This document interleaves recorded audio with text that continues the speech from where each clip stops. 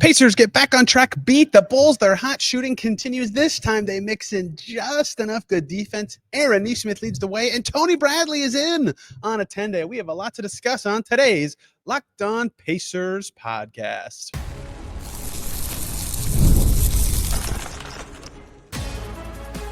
You are Locked On Pacers, your daily Indiana Pacers podcast, part of the Locked On Podcast Network, your team every day. What up, y'all? Happy Monday. Hope you had a great weekend, and welcome into another edition of the Locked On Pacers podcast, where we, of course, talk about the Indiana Pacers. As always, my name's Tony East. I cover the team for Forbes, and today, still in Gainbridge Fieldhouse, it was an earlier game where the Pacers just won. They beat the Bulls in a kind of concerningly challenging game for the Pacers. They did figure it out late, 127-112, the final. They had great offense basically all night. Their defense, very wobbly once again, but it was good enough in the second half. Key adjustments at halftime got this one done on the defensive end. Offense, the name of the game when you score 130. Pacers needed this one and got it, and they added a player. Tony Bradley is in on a 10-day. Talked about on Saturday's podcast, post-Heat, why you can expect a player coming at some point soonish because the buyout market timeline. Tony Bradley is that player who played for a little bit today. Didn't really do anything of note. We'll get to that, what it means, what it signals. A big note about Enrique Freeman actually can be gleaned from this edition. So let's start with the win and a Pacers offensive flurry. I think the story of the game is this defensive adjustment, but the offense was really what won this one for the Pacers. And I want to lead with that. When you score 127, you've earned it. A lot of things for the Pacers were just so reliable in this game, and that is where I think their offense really shined to me. And at different points in time, different things were the reason that the Pacers were able to get good shots. But even early in the game, when the Pacers were behind, or even close to halftime when the Pacers were losing, I felt pretty good about their chances to win because of how easy it was for them to generate good shots. If you follow me on Blue Sky, you saw this post pretty early on, and I even tweeted this, I think, pretty early in the game, that the Pacers were just getting whatever shot it felt like they wanted. My Blue Sky post just before halftime was actually partially wrong, but I did say the Pacers are going to run when they start getting stops, and they've been creating good looks all night. So I expected they'd be winning by halftime, and they were only down one, but once they got going in the third quarter, they ran away with it. There were different pockets of time, though, that the offense shined for different reasons. For example, early in the game, and this sort of continued all night, he's a very consistent player, but it felt like Pascal Siakam was the reliable source of Pacers offense. 6 or 7 points in the first couple trips down the floor for the Pacers. Siakam takes 14 shots in this one because the Bulls had nothing for him, right? The Bulls' small group, they lost Ayo Dosunmu, so they lose a credible tall-ish defender. So their starting lineup, Kobe White, Josh Giddey, Matas Buzelis, Dalen Terry, were their perimeter players, and Zach Collins was on Myles Turner. One of those guys has to guard Siakam. Dalen Terry and Buzelis have the height, not really like the width. Josh Giddey's kind of tall, same issue he has there, right? Those guys can't give Siakam a ton of trouble. And so early, the Pacers just went to that well, and they should. Even Myles Turner was getting some post mix-ups in there. Myles Turner takes 7 twos in this game, and that was because of the Bulls' lack of size in this one. So Siakam was the story early, getting the scoring going. He finishes 8 of 14 for 20 points, the Pacers' second leading scorer, and that was there all night, right? And you could see how the Bulls adjusted to that, which was sending doubles, right? 2 guys would come, Siakam would be patient, draw on that double, and then kick it out to someone else. He moved the ball very well in this game despite only having 4 assists. So that was the first pocket that was important to set up their leading scorer. Tyrese Haliburton had a lot of wiggle in this game, was moving quite well. He took 8 twos. That's generally a good sign for him on his way to 17 points and 12 assists with only 1 turnover. He also was being guarded by one of those aforementioned players. The best matchup for him is probably Javon Carter, I would say. He had no trouble with anybody on the Bulls getting to his 3. He was 2 for 4 on those. Getting to his 2, he made 5 twos. He drew a foul at one point. He had a lefty floater, absolutely cooking Josh Giddey on his way to the basket, right? He was tough to stop. And so those 2 guys really did a lot of their damage in the first half, which is important because it set up the Pacers' leading scorer to go crazy in the third quarter. But those are relevant things, and credit to the Bulls. They needed to adjust, right? But Siakam on his way to his 20 points has 14 at halftime. Haliburton had 15 at halftime. They had 29 points combined in the first half. And that, of course, set the tone for the Pacers, but they only combined for 37. They had 8 combined in the second half, and yet the Pacers' offense was just as good because of their ball movement in the second half coming from the Bulls' adjustments, right? So Siakam is destroying in the post. So the Bulls start to send 2 to him, whether it's Buzelis and Terry, or a guard. They switch it up, and Trey Jones started the second half instead of Dalen Terry. Right, so they are trying to defend Siakam a different way. And Haliburton seeing two bodies the second he comes around to screen. So you can see where this is going. Nembhard and Nesmith are always open in the second half of this game.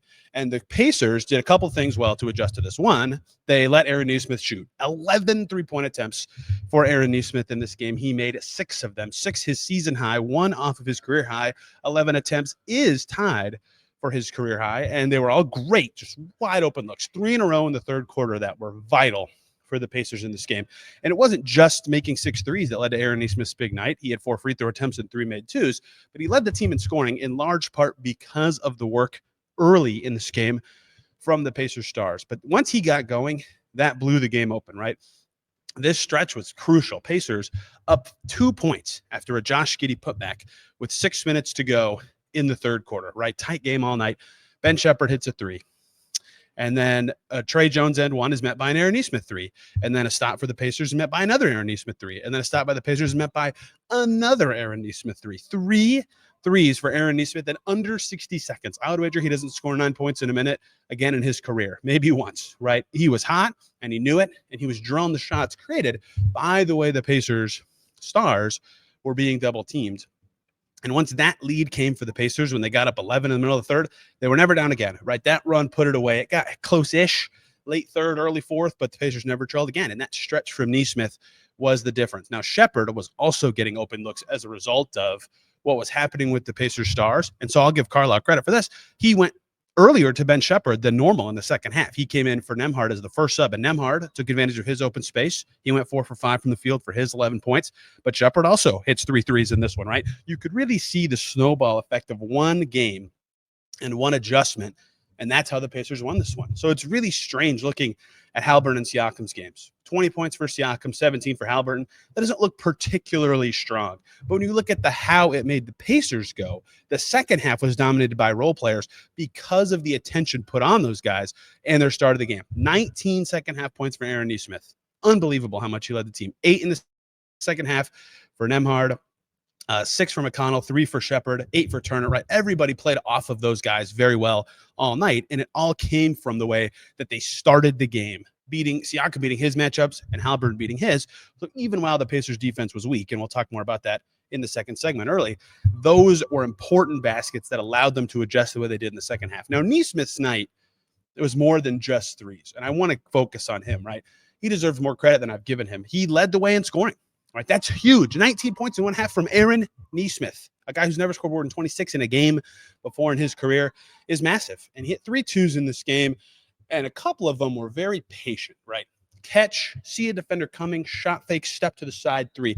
Catch, see a defender coming, shot fake, dribble forward, get it out, get it back, 3. Right, that kind of stuff is reading of the game stuff. And if you've been listening to this podcast all the time since the All-Star break, you've heard me say stuff like, Nesmith looks good, and what looks particularly good to me is the way he's working off the three-point line when he's run off by a defender. This game was the absolute apex of that. And last year in the playoffs, when he wasn't making threes, a lot of his successes came from those moments where he would push in a little bit and like kill the Knicks with mid-rangers in Game 7 or pass it to someone else. But he hasn't really evolved to, like, when he's run off the line, finding a different way to get a different 3, or being consistent to getting all the way to the rim, or getting off the ball in the right way. And in this game, he showed the package of growth he's had in that kind of way, right? 2 straight years where he's had success with the game slowing down when his shot is leveraged into something else. Maybe it's a different shot, but it's still leveraged into something else. And this game was the apex of what that growth is. And that's what Rick Carlisle talked about after the game when I asked him about Aaron Nesmith's 27.9. He said, well, yeah, he made those kind of plays really well throughout this game. You know, it was what he did in those situations that popped. And so, of course, again, making 6 threes, awesome, right? That's very good. The Pacers should be on a 2-game win streak where they were blistering hot from 3 in both games. But Nesmith making 6 threes today was both because he was shooting really well, and because the stars made that possible, and because he knew what to do when the 3 wasn't immediately open for him and how he could react and make other plays from that, like his 3 2-point shots, like his 4 free throw attempts. That's how he got to a career high. 6 threes is only 18 points. He still had to do more work than that, and the Bulls couldn't stop him. He deserves a ton of credit for that kind of growth, right? He was a great shooter at Mandy, and the thought was that he could be a 3-and-D kind of player. For a while, he was just a D guy. Then the 3 came, and now he's even evolving from that. And that was absolutely critical in this game. So a lot of what you could point to from this game for the Pacers offensively was good shooting. That's true, but a lot of all of that was possible because of the stars. And that's how it should work, especially against a bad team. And that is exactly what happened for the Pacers today. Credit to Nesmith for hitting the shots. Credit to Ben Shepherd for hitting the shots. But the bulk of the credit goes to Siakam for his start and tone setting, and then him moving the ball when the doubles came, and Tyrese Haliburton for forcing the Bulls to come up and double him and make him get the ball out and set up other guys. And those two did very well to do that all night. And that is not where the successes end for the Pacers. A bad defensive half in the first half leads to good adjustments at halftime to get this one done. How did they do it? Plus, what else was important for the Pacers in adjusting and getting this one done? We'll get to that next here on Locked On Pacers. Before we do that, we need to talk about FanDuel. When the game tips off, the NBA action is just getting started. There's no better place to get in on it than FanDuel. They are America's #1 sportsbook. With FanDuel, you can place live bets throughout the game, so even if you miss the opening tip-off or want to bet on a fourth quarter comeback, you can stay in the action. And if you're looking for a bigger payout, you can even combine your live bets into a same-game parlay. Many people love using FanDuel because it keeps every moment of the game exciting. Whether you're backing your favorite team for a late game rally or you're picking a player to hit a clutch 3, whatever you're doing, you can never feel like you missed your chance on FanDuel. Plus, the app, very easy to use. When you win, you get paid instantly. Right now, new FanDuel customers can get $150 in bonus bets if your first $5 bet wins. How about that? Just visit FanDuel.com to join today. That's FanDuel.com for your shot at $150 in bonus bets. Make every moment more with FanDuel, the official sports betting partner of the NBA. Back here on Locked On Pacers, thanks for making us your first listen today and every single day. Make your second listen Locked On Bulls. So I'm sure talking about a pretty resilient performance from a banged-up Bulls team who lost Ayo Dosunmu today for the season. He didn't play in the game, but they played pretty well. I thought Coby White leading that charge. I have a hunch Coby White will be shut down for the season in the next couple weeks. He might be a little too good for the tank-tastic Chicago Bulls. Let's continue here and use Coby White as our segue into segment 2 as I sit here in front of these fake James Johnson, TJ McConnell, Isaiah Jackson lockers that sit in Gainbridge Fieldhouse. Some other fun stuff happened in this game, and it came in the way of a halftime change, right? Pacers defense in the first half, thumbs down, bad. Not what they needed on that end of the floor in the slightest. Bulls were going crazy in the first half of this game, right? 31 in the first quarter for Chicago, 36 in the second quarter for the Bulls. And then they only scored 45 points in the entire second half. Pacers got better on offense throughout the game. Their second quarter was great, but the Bulls peaked in that second quarter. Here's how this went down. First half, Chicago Bulls. First of all, their shooting cooled off at halftime. Pacers don't deserve a ton of credit for that. However, Coby White was just unbelievable. Bulls 7 for 16 on threes in the first half. Outside of Coby White, they were 3 of 10. Coby White was a lot of their hot shooting. They got other good shots from Buzelis and Zach Collins and even Sticks, former Pacer. But Coby White in the first half was feasting on the Pacers. Nothing could stop him. 20 points in the first half. I believe he had 20 of the Bulls' first 40 in the game. He was unbelievably hot, and he was cooking everybody off the bounce. Nembhard, Nesmith, whatever defender the Pacers had on him, Coby White, quick dribbles, boom, to the rim. First possession of the second half. Pacers down 1. Coby White catches on the left wing. He's kind of sizing things up, and then just an insane burst of speed right past Andrew Nembhard. I mean, I haven't seen Nembhard get beat like that maybe all season. Nembhard's a really good defender. He's good at staying in front of guys. He knows their tendencies. Coby White destroyed him on that play, right? Coby White was hot. They got to figure out how to stop him. Very similar to how they adjusted against Miami. They sent 2 to him. And that works very well against guys who are passers. Coby White's an okay passer. He finishes with 1 assist. But when the Pacers started sending 2 to him on screens, that forced a couple things to happen. It forced someone like Zach Collins to be in the middle of the floor with passing from a big man or him hitting floaters. He was okay at that. It forced someone like Buzelis to beat them with passing, or Dalen Terry. That didn't really work either. Josh Giddey was okay when they would get into those kind of situations, but whoever was guarding Josh Giddey was usually another good defender. So then the trap on Coby White was better, even if the roll man was the right guy to make decisions in the short roll. So Giddey passed it well. He had 7 assists. But that was okay for the Pacers. The pressure on Coby White was fine in those situations, right? They were fine with whatever they could live with playing off of Kobe White. What happened Friday night was Tyler Hero would get off the ball and Davion Mitchell would make a three, or Alec Burks would score, or Bam would make a good play with the ball. He had a couple assists in that game, right? It worked better than letting Tyler Hero do what he was doing, but it wasn't enough to stop the Heat. Trapping Kobe White was absolutely enough to slow the Bulls down. They were not generating as many good threes, and they really could not get going with their ball movement and scoring. Bulls go 3 for 17 from deep in the second half. They have 11 total assists, and 5 of them come from Giddey. 6 from everyone else combined. Trey Jones played an okay second half, but that was it for the Bulls. That was a huge halftime adjustment for the Pacers, who were not defending well at all in this game. They needed to pick it up on that end of the floor. They needed to find a way to get some stops, and I thought that was the best thing they did to pick it up, because their defense stunk in the first half. Terrible, terrible, terrible. There's nothing good to say about it. They wouldn't say anything good about it. They have not really been defending well of late. That's been a concern of mine. If you listened on my ranting of my honeymoon thoughts podcast or my podcast with Dave Searle last week, we talked about defense. What is the Pacers' real defensive level? We're going to find out down the stretch, and so far, not great, but their adjustment today was great, and that was a needed thing from them. Yes, it's a bad Bulls team, but that bad Bulls team ate their lunch in the first half, and they cut that off in the second half. So that was a good adjustment, I thought, from the Pacers. Their transition defense in the first half, god-awful for the Pacers. I mean, there were two moments in this game where the Pacers scored, and then the Bulls immediately scored in transition. That cannot happen. That just can't happen.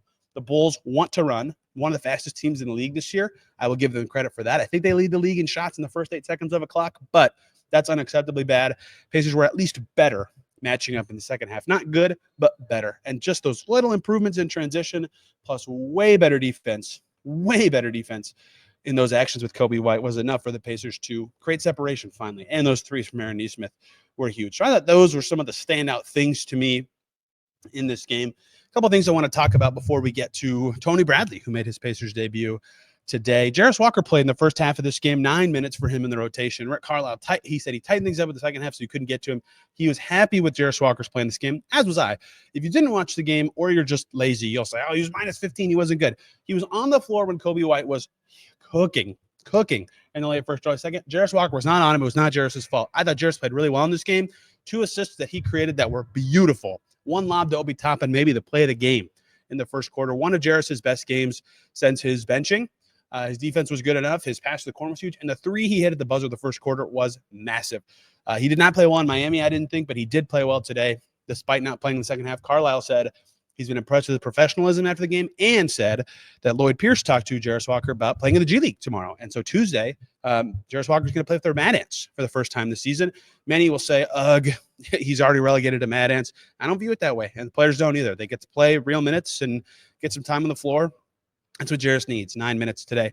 But they went well. Despite his plus minus, I think that would be a lazy way to look at it. I thought he played well, so did Rick Carlisle. However, the Pacers bench was in this game. Their defense stunk. That group really killed them. The starters were all great, plus 15 or higher for every starter, and yet the Pacers were really struggling to create separation until the mid-third, and then again it got close in the early fourth because their bench just was not playing well. TJ McConnell was making shots, but the rest of the guys were just not very well connected. A couple too many turnovers at untimely times. The defense from the bench was atrocious in this game, just horrible. The Bulls bench, Trey Jones 5 for 6, Jalen Smith 4 for 7, Taylor Horton Tucker 3 for 6. That group killed the Pacers in this game. That was where this one was tough for the Pacers to create separation. That second unit, great for the Pacers last year. One of their superpowers at their depth and their bench was scoring. That's very important, right? They need that still, but specifically in this game, the scoring was good. The defense was terrible. Their first good stretch as a unit came in the early fourth, and that's when this game I felt like was over, right? When the bench created separation in the fourth quarter. It was a 3-point game after a Jalen Smith layup with 11 minutes to go. Then McConnell and 1, Thomas Bryant 3, Obi Toppin layup, Nembhard gets a tech free throw. Suddenly they're up 10. I think they were up 8-ish when the subs came in. Nesmith, Turner, and Siakam came in with 8:34 to go, and the Pacers up 8. And then all of a sudden they were comfortably in control the rest of the way. So the bench did not play well, but that stretch in the early fourth, their first good stretch of the game, really was the difference, I thought, in the Pacers having a comfortable advantage down the stretch of this one. Andrew Nembhard's best game in a bit. I mentioned his defense on Kobe White, not very good, but his offense was more controlled than it's been in a long time. They played him 37 minutes with Mathurin out. They need to adjust their guard rotation. That's how they did it today. So goofy game, right? Pacers more comfortable against the Bulls in March, right? And these games are not the greatest NBA product games when you're playing losing-ish teams in March, but the Pacers, their stars were good early. Their defense was good at halftime. Aaron Nesmith was red hot from the field, and that was enough to beat the Chicago Bulls. Last update from this one, to ask Rick Carlisle about this pregame. He said Mathurin best described as day-to-day. Remember, it's a wrist thing. That's like the main injury. He did warm up a little bit before this game. He looks okay there, but Achilles and knee involved in this. It's possible he plays Tuesday when the Houston Rockets are in town, but the fact that that's even possible means I would imagine his absence will not extend much longer on their upcoming road trip. Almost certainly you will see Bennedict Mathurin playing at some point. So you've seen the rotation change, right? Nesmith scoring today, filling in the 3. Nembhard playing a bunch. They've needed McConnell to handle a little more. Mathurin should be back soon. Really looking forward to seeing what he does. I didn't have him for the stretch run last year or the playoffs. That's like my biggest curiosity in terms of stuff I don't know about this Pacers team for the rest of the season. Is how does Mathurin look in those settings? So looking forward to seeing what he can do when he gets back. But a nice win for the Pacers. They got it done against the Bulls. They stay in that 5th spot in the East, chasing the Bucks for that 4th spot. Huge games coming up with Milwaukee next week. We'll talk about him here on this podcast. And the first of those Milwaukee games will feature one Tony Bradley, an ex-Bull, Sixer, Thunder, and Jazz man, who the Pacers signed to a 10-day to be their 3rd center. The signs are obvious what the Pacers feel like they need with their last roster spot. It's a big man. Why Tony Bradley? What can he provide? What's he going to do? What does this signal about the Pacers and their roster decisions the rest of them? And we'll talk about all that to close out today's Locked On Pacers. Before we talk about any of that, talk about DoorDash. NBA fans, get ready. They swoosh, you save. Thanks to Dash Pass, every time a player drops 50 or more points in a game, you score a huge deal the next day. It's simple. When any player scores 50 or more in a game during the 24-25 NBA regular season, Dash Pass members get 50% off an order, up to $10 off the next day from noon to midnight, like when Steph did it last week. A few ways you can take advantage of this deal. After an epic 50-point performance, celebrate ordering wings, pizza, or hamburgers from your favorite spot. It'll be delivered straight to your door. Whether you're staying up watching highlights or just need a midnight snack, use Dash Pass to get your late night cravings. Get something delicious, and you're saving big. Need a quick and easy lunch the next day? Dash Pass can get you your favorite meals with $0 delivery fees and reduced service fees. And you save even more with this exclusive offer. If you're planning to catch the next game, order your go-to snacks and meals at a discount. Get ready for more high-scoring action. Sign up for Dash Pass and get ready to save. When any player scores 50 or more in a game, Dash Pass members get 50% off an order the next day, up to $10 off. Just use that promo code NBA50 from noon to midnight after a 50-point game on eligible orders to start. At participating merchants must have an active Dash Pass account. Terms apply. Visit DoorDash to learn more. We're back here on Locked On Pacers. Thanks for making this your first listen today and every single day. Make Locked On Rockets your second listen because 1, they'll be here Tuesday. 2, they just waived IU legend Cody Zeller. 2, 3, signed Nate Williams. Jackson Gallen will have more on that at Locked On Rockets. Let's finish this one up. Speaking of signings and centers, with the Pacers' newest signing, March 2nd, important date. They signed him today for me talking, yesterday for you listening. Tony Bradley, the background you need. Tony Bradley, first-round pick years ago by the Lakers, although immediately traded to the Jazz.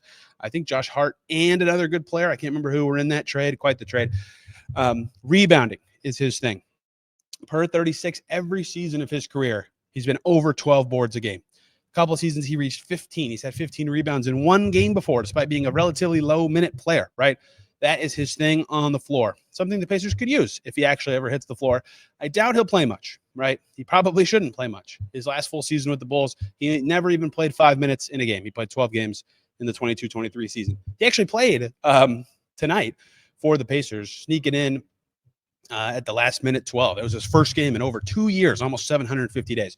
So he's been in the G League the last 2 years. Rebounding is his thing, though. He finishes well around the rim, a little over 70% around the basket. I'm not going to do a total deep dive right now. I don't really have the time for that, but that is where I think you can see him help the Pacers the most, is on the glass and finishing in close, right? Similar to the discussion with someone like Alex Len, it's going to be important for the Pacers if they actually need Tony Bradley to make sure he's playing in close. And if he can move on defense and scoop up rebounds, he will help the Pacers any time that they actually need him. The signal here is that, one, they actually want a third center. I think they're kind of trialing them, right? They tried Jahlil Okafor. Now they're trying Tony Bradley because, look, when Myles Turner and Thomas Bryant are healthy, that's enough. In fact, usually I think the Pacers are going to want Obi Toppin to be their air quotes third center. But you can never have enough depth at that spot, especially when you only have two actual centers playing the position.